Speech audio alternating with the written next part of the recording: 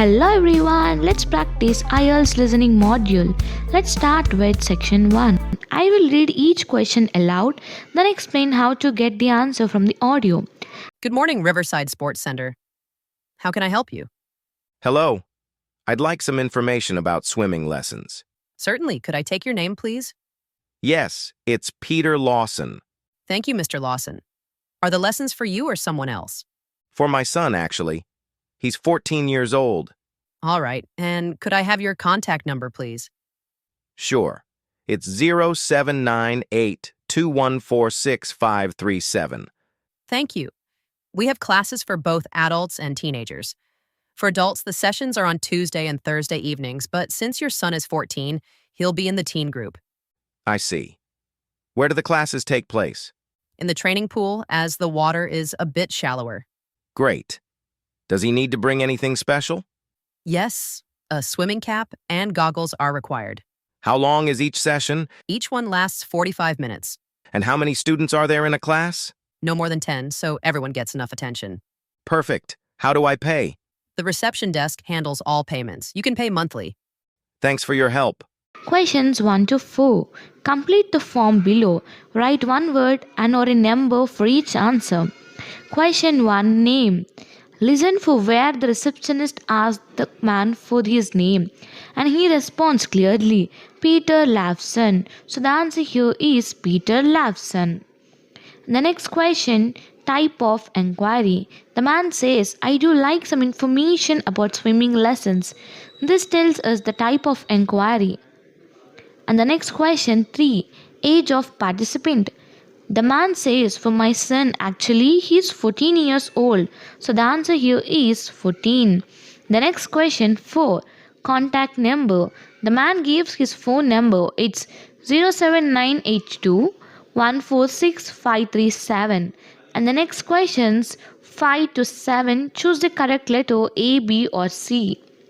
Question 5, when do the adult classes take place?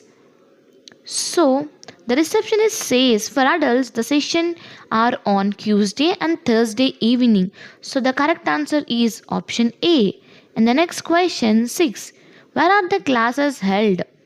The receptionist says in the training pool as the water is a bit shallower. So the answer here is option B. The next question 7. What should participants bring with them?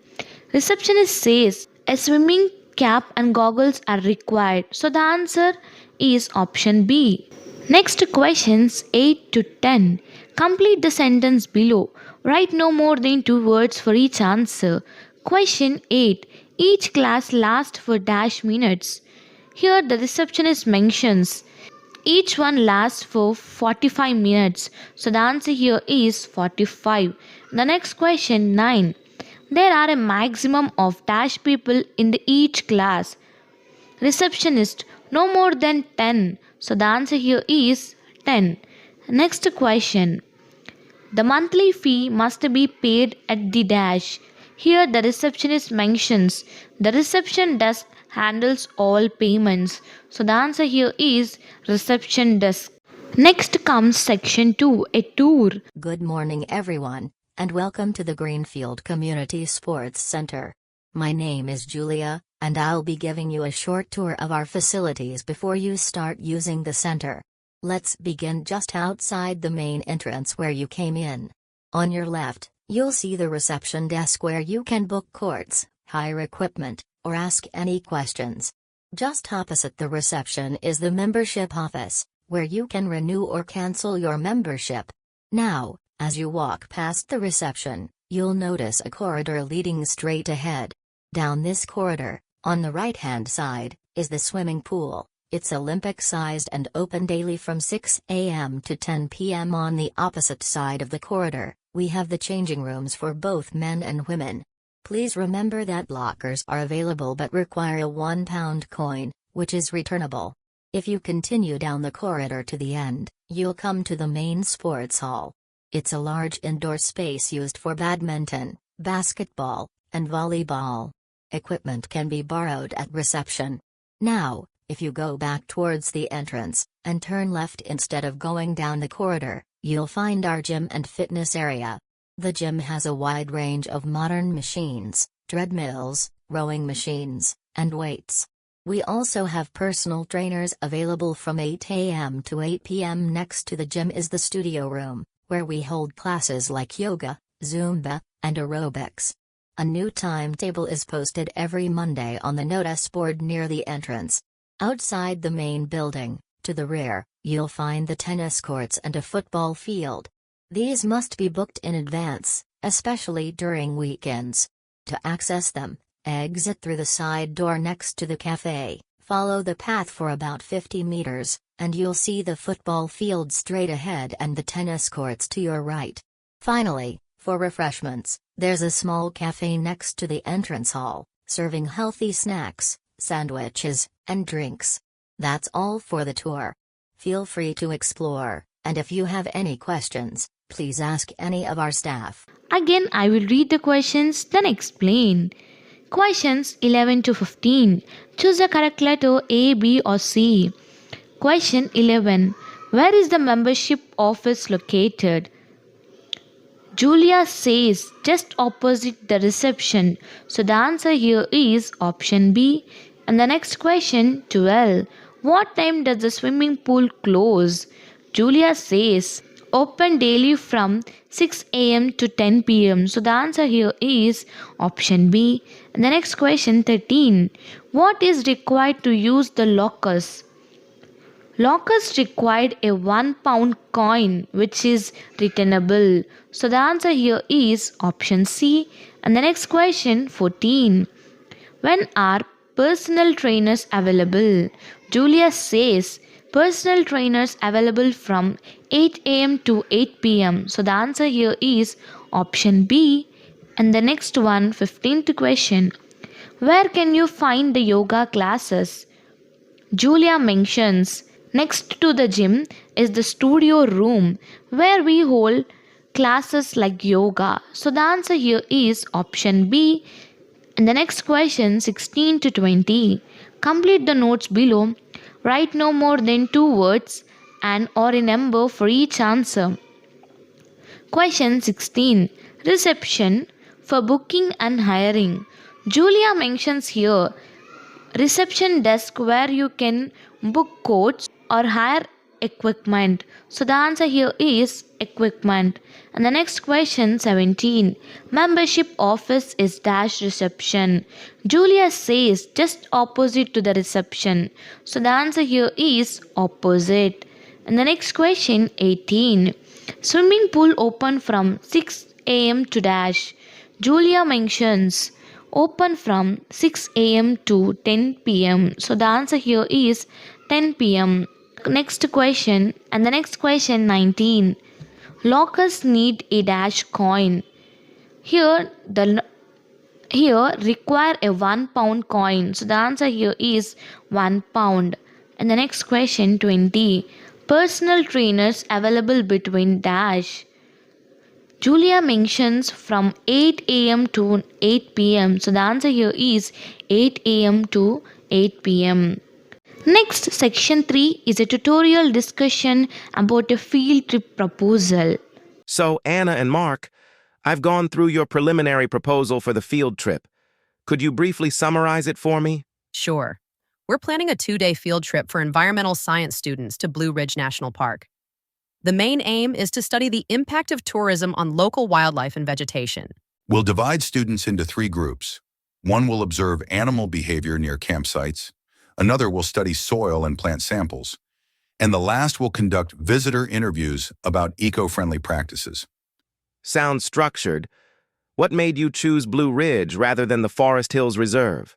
Blue Ridge offers better accessibility, and it has a wider variety of species.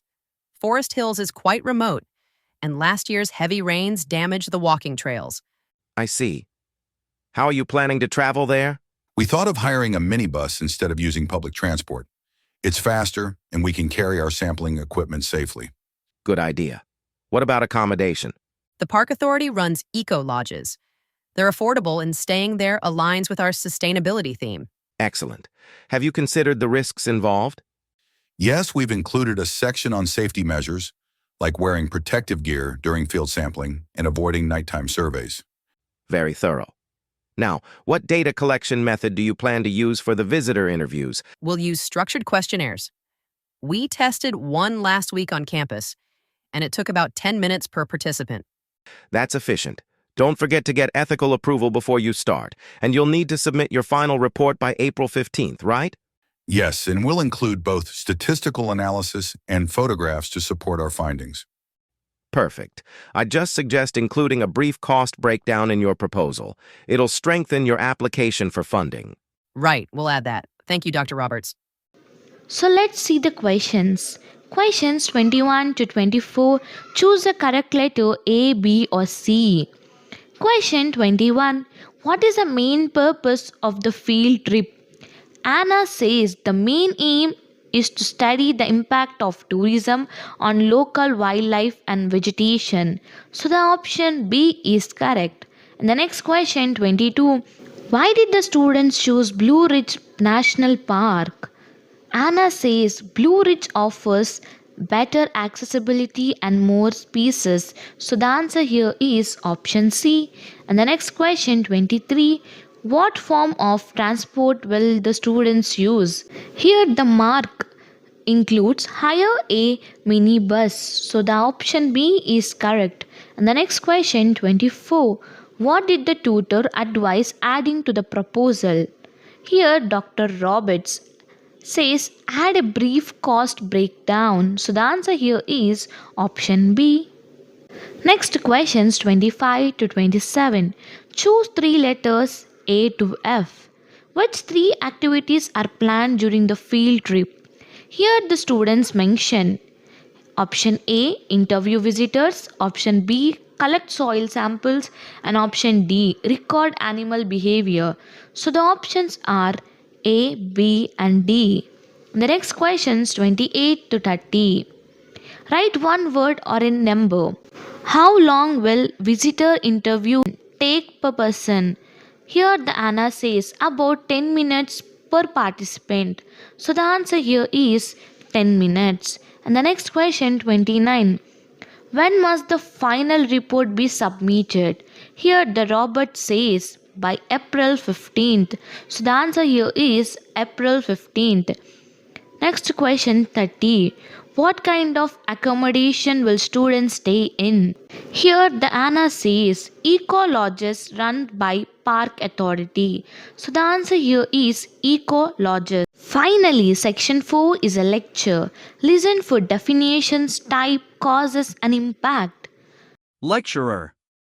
Today, we'll explore the formation of deserts, one of the most fascinating and misunderstood geographical phenomena. A desert is typically defined as a region receiving less than 250 millimeters of rainfall per year. However, deserts are not always hot, some are cold, like the Gobi Desert in Central Asia and parts of Antarctica. There are four main types of deserts, categorized by their causes. Cap 1 subtropical deserts, such as the Sahara, result from high-pressure zones near the tropics of Cancer and Capricorn. Cap 2 rain shadow deserts, such as the Mojave in North America, occur when mountain ranges block moist air, forcing it to drop rain on one side and leaving the other side dry.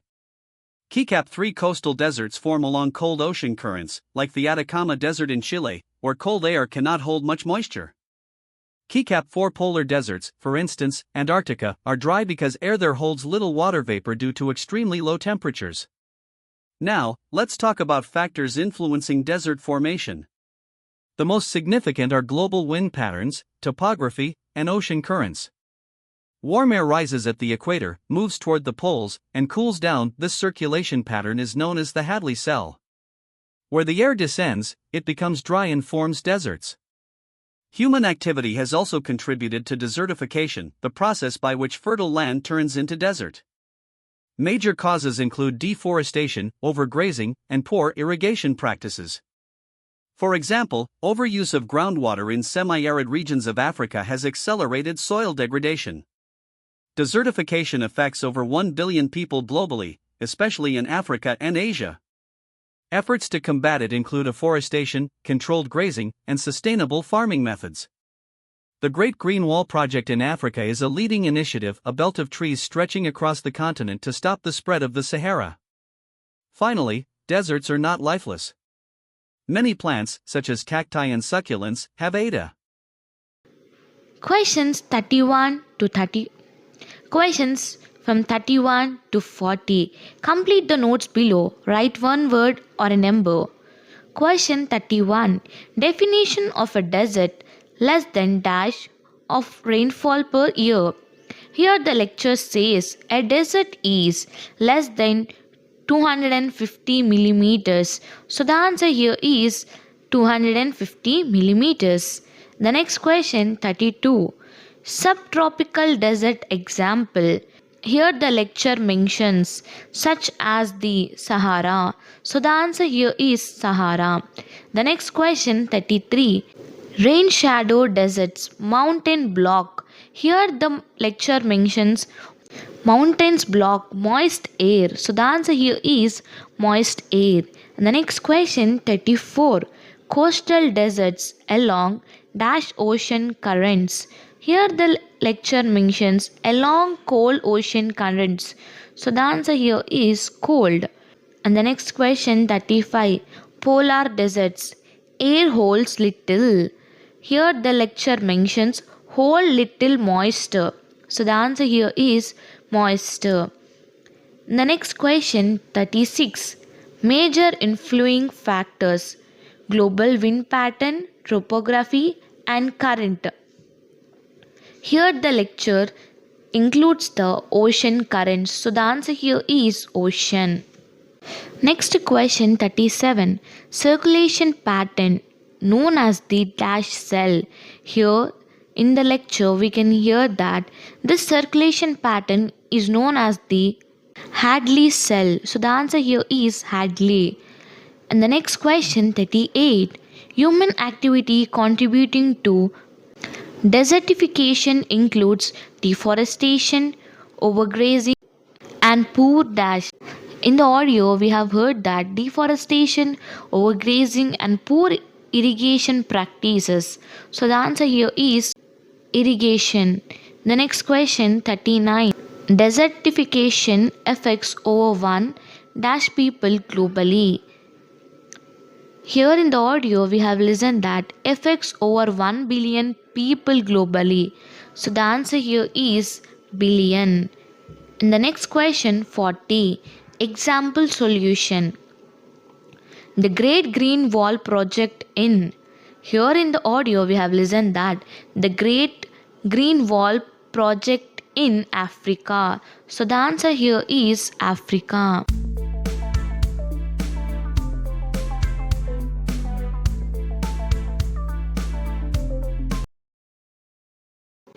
Thanks for watching and follow us for more videos.